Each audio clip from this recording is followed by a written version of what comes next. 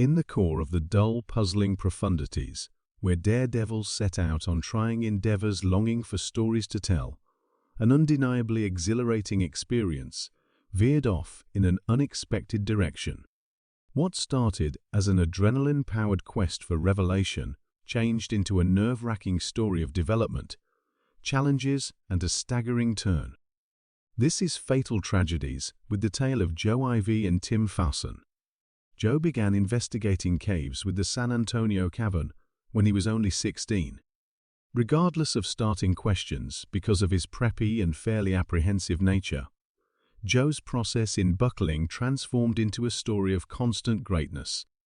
By the age of 18, he had conquered his worries, and in his late 20s, he acquired worldwide acknowledgement for his solidarity, buckling abilities, administration, and contemptuous funny bone. All through his life, Joe enthusiastically investigated many caverns in the U.S.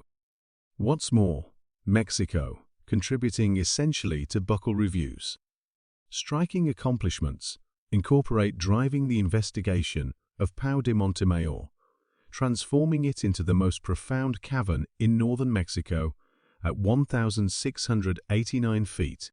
He was a vital individual from the Sistema Quicateca, Cueva Cheve venture, one of the world's most profound caverns. Joe likewise assumed a vital part in the investigation of Mexico's Cueva de la Puente, stretching out its length to more than 8 kilometers, resisting past assumptions. Past his experiences, Joe possessed gonzo guano stuff, planning first-class buckling hardware that he completely tried on his campaigns. With a degree in topography and ecological administration, he labored for a long time in karst hydrogeological, natural, and ecological exploration. In his last years, Joe's skill drove him to show courses in vertical and salvage methods. He abandoned an inheritance embraced by his buddy and colleague, Rebecca Jones, his sibling Marvin Ivy, sister by marriage Christy Ivy, niece Ashley Ivy, and an immense worldwide group of cavers who respected and regarded him. Joe Ivy's story is one of win, energy, and the quest for the exceptional underground world. The 09 well stands as an exemplary cavern in the core of Texas, offering an exhilarating experience for those furnished with a wetsuit and talented in rope procedures. Diving 100 meters into the earth, this multi-drop cave holds something beyond regular marvels. It conveys the reverberations of history. When an essential stop on the Ozona-San Angelo stagecoach line, and regularly visited during steers drives among Mexico and Kansas City, 09 well gives testimony regarding a past period. Indeed, even today, a windmill draws water from the profundities of the cavern, interfacing the present to its verifiable roots. Overseen by TCMA for the College Terrains Framework, 09 well has an exceptional importance. Access is confined to TCMA individuals for the board or examination-related trips, yet sporting visits can be sorted out with earlier coordination. To set out on this underground excursion, a proper solicitation process is set up. Imminent swashbucklers ought to contact the cavern administrator well ahead of their arranged excursions. Plummeting into 09 well isn't simply an actual drop, it's a dive into history and geographical wonders. Stretching around 100 meters top to bottom, the 09 well flaunts a progression of drops.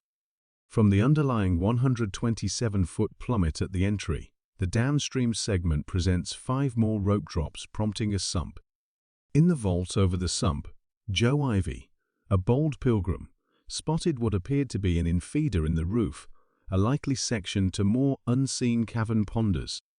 In Walk 2000, Joe Ivy, joined by Tim Steich, who was an accomplished and prepared caver with an abundance of cavern information, put their focus on a striking bolt move up the vault, prepared to disentangle the secrets concealed inside the profundities of 09 well. Thus, they set up the guide climb presently. Climbing 09 very much was a genuine experience for Joe and Tim. They utilized a cordless mallet drill, and a stuff to guard them. However, what made their trip extraordinary was one self-belay framework. This is the secret. Joe bored and got 2 bolts toward the beginning of the trip. Then, at that point, he connected something many refer to as a Kong slide to them. This slide thing resembles a little metal plate with openings. They strung the rope through these openings such that made some cool grating. The slide's occupation was to transform their 9 mm static rope into a powerful framework. Ordinarily, the rope waits, yet assuming somebody falls, it can fall through the slide and absorb the energy of the fall. Savvy, isn't that so? As Joe and Tim went up, the rope associated with the slide went through the security and down to them. The lead climber's instrument, called an ascender, was utilized to associate with the rope. It changed the length of the rope, which is something normally finished by the individual holding the rope. However, they made it work in an unexpected way. During their most memorable trip, both Joe and Tim had a few falls, yet this arrangement dealt with it like a pro. The falls were around 13 feet overall, slide moving included. Tim referenced that in his fall, there was around 22 feet of rope beneath the top piece, making his fall less serious. They utilized an extraordinary insurance contraption called a Trip Tech Removable Bolt (RB). These resemble reusable guides that go into the openings they drill. Joe and Tim attempted various sizes, both 3/8" and inch herbs, yet had somewhat of a shock when the inch RB suddenly pulled throughout Tim's fall.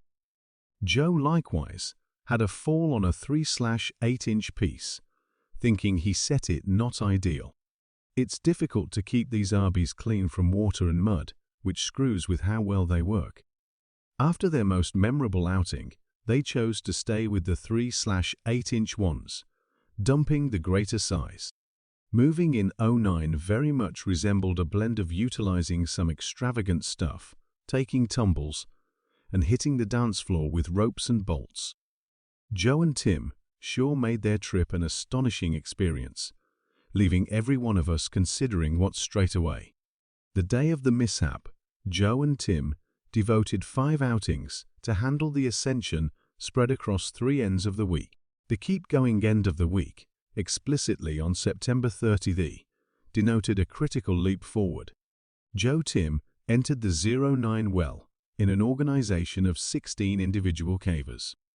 They figured out how to clear a sloppy segment that had presented serious difficulties on the subsequent end of the week. This mud was a genuine cerebral pain, making it very intense to deal with their stuff. As they moved toward the last stretch, around 50 meters off the ground, things got into the next level. The mud decreased, and they wound up on what resembled great stone. Joe, playing his standard job of setting up the slide fixing at the belay point, started off the trip. Gaining a strong 6 meters of headway, he slid to the proper line beneath and rappelled back to the base. Ravenous and parched, he reported his arrangement to get something to eat and a beverage. While Joe enjoyed his reprieve, other cavers from the excursion visited the base room. Some were still there when Joe advanced down the standing line. Tim, then again, got a few instruments and stuff from Joe, including flexible stirrupetrias that Joe planned himself. Tim favored these over the standard ones Joe had. He scaled to the anchor for the decent line, appended himself to the lead rope, and did the change to the ascenders toward the finish of the rope descending from Joe's last bolt. The rope had gone through a line of 3/8" bolts to Joe's last security, a bolt. In this piece of the trip, they utilized 3" wedge and sleeve-type bolts. Tim was good to go, appended to the lead rope, prepared to proceed the latest relevant point of interest.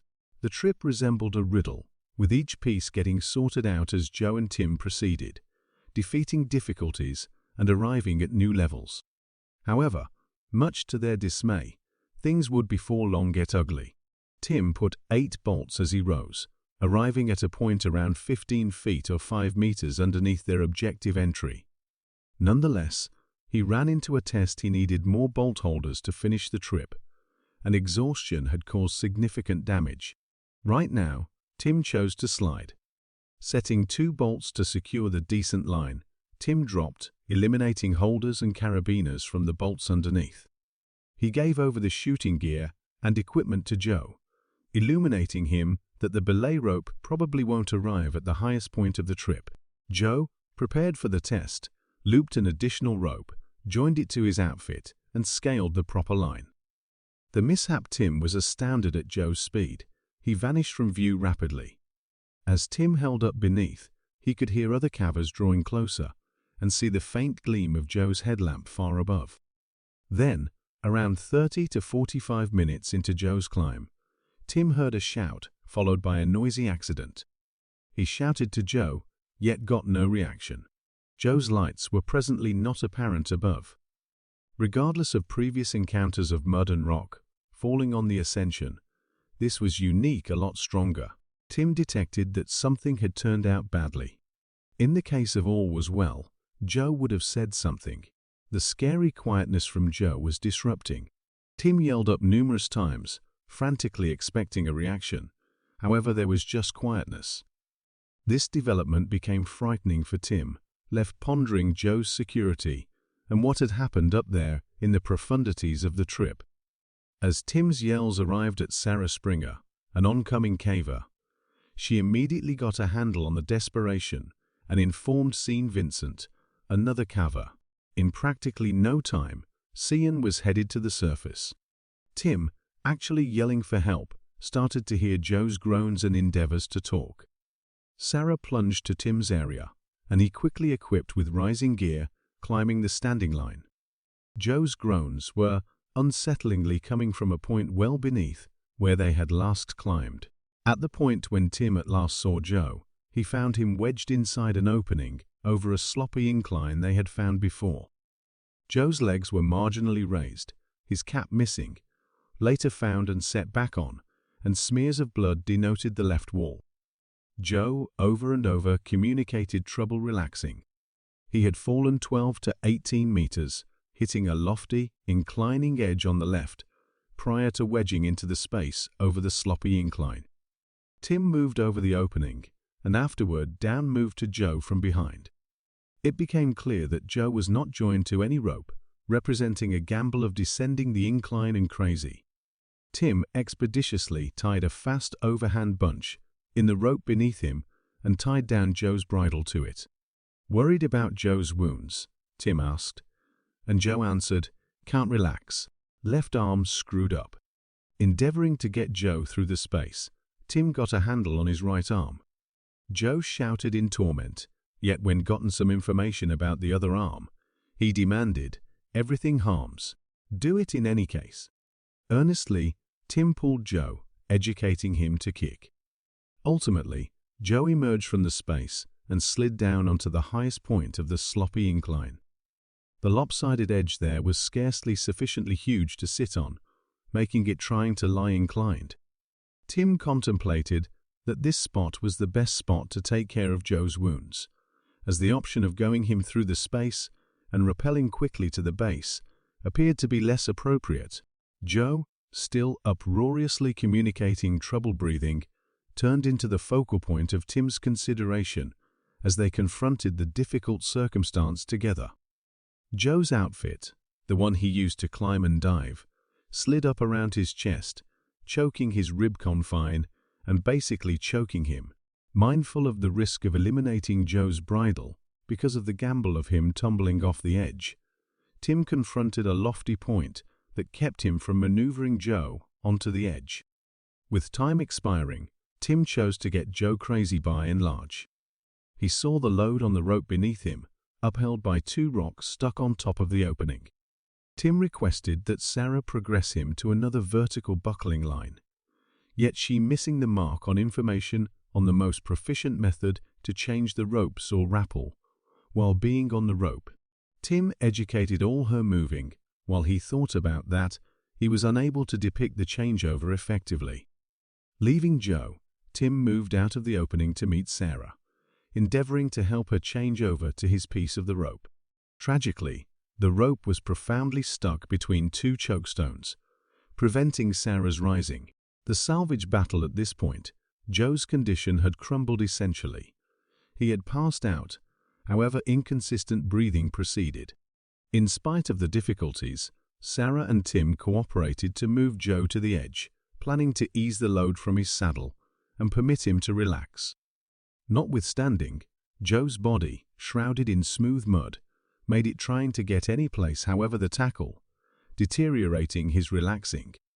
Confronting this catastrophe, Tim moved at the edges of the edge, utilizing his legs to pull Joe up briefly, mitigating the load on the outfit. After some time, Joe started descending again into the lower position in the space. Understanding the uselessness of endeavors to get him onto the edge, Tim arranged to completely get Joe crazy. The rope should have been taken out from the gag stones and went through the rear of the space. Right now, it ended up being agonizingly clear that Joe was not breathing by any means. While overseeing CPR appeared to be testing given Joe's off-kilter position, Tim and Sarah were focused on getting him down. Tim directed Joe down the sloppy incline, oftentimes testing his sanity free from him and getting him unstuck. In the end, Joe slid out, and Tim rappelled with Joe to the foundation of the wall. At the base, Tim direly looked for a blade to remove Joe's outfit. Calls for help had gone out to cavers in Focal, Texas, around 11 p.m. on September 30, and the salvage group, including Tim Comer, James Davis, Bar Dennison, Tommy Gillis, Monty Bizarre, Charlie Savas, and Blunt Delgado cooperated during the salvage endeavor. Regardless of Tim's endeavors to get Joe's tackle off, it became clear that Joe had likely kicked the bucket. CPR was endeavored, however demonstrated useless. The salvage group confronted the critical test of getting Joe's body out of the cavern, moving it up to the subsequent drop prior to having some time off around 3 a.m. on October 1st.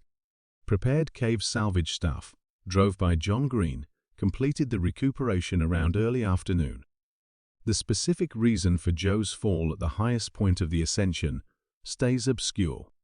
It is guessed that one or potentially two anchors were put before his fall. The sloppy cavern climate introduced outrageous difficulties, and issues with the spring-stacked gadgets utilized in the bolt climb might have happened. Joe's belay framework experienced an extreme shock load throughout the fall, making the ascender slice through the rope. The utilization of a 9mm static buckling rope, rather than the more run-of-the-mill 10mm or 11mm powerful rope, diminished the framework's capacity to retain the shock.